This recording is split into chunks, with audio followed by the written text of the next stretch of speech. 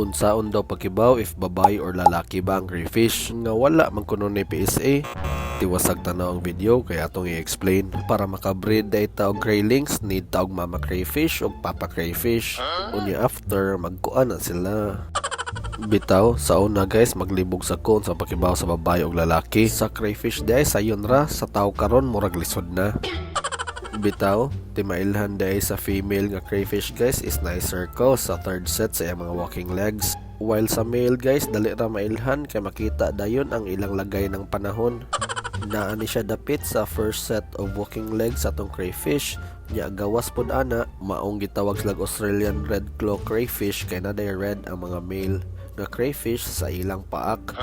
Napoy nangutana na to guys if pwede ba dili i-acclimate ang crayfish. Pwede ra jud kaayo if nakay daghang pampalit og lain nga crayfish. Pwede sa ninyo check sa akong previous vlog. Akong gi-explain dito og how to acclimate og why need na to mag-acclimate. Unya, diri lang ko kutob guys. Salamat sa pag-usik-usik sa inyong oras uban ako. Sunod na pod.